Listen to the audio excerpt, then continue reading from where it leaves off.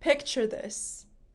After waiting in line to vote on election day, the poll clerk informs you that you cannot be found in the poll book.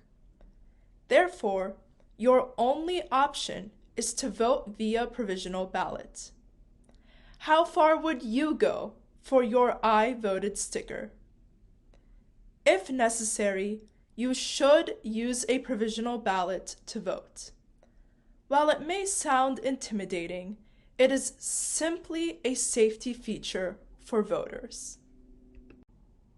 A provisional ballot is a special ballot for voters whose eligibility to vote is uncertain. The election official must offer the voter the chance to submit that instead of a regular ballot when their eligibility is uncertain. This protects their right from administrative error and oversight. Some people might be concerned about how their votes are counted. The provisional ballot is submitted in a sealed envelope and counted uniquely.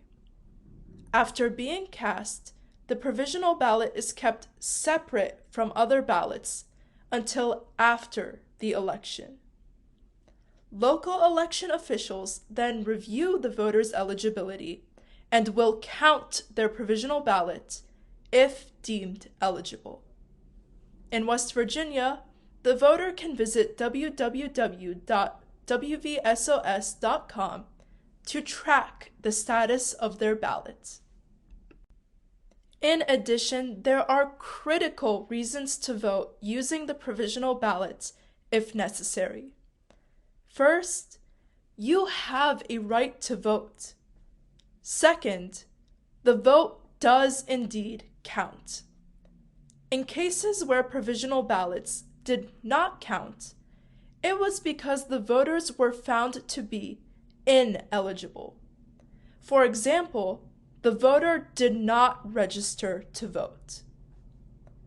According to the West Virginia Secretary of State office, eligibility can be questioned if no registration record is found, or if the signature does not match the one found in the poll book. Here are several other reasons listed as well. Although the provisional ballot is not a regular one, it is equally as important. It preserves the right of each citizen in every circumstance, and the vote counts just the same on the provisional ballot. If you are in doubt, think about the words of John Wesley. Act as if the whole election depended on your single vote. And don't forget your sticker on the way out.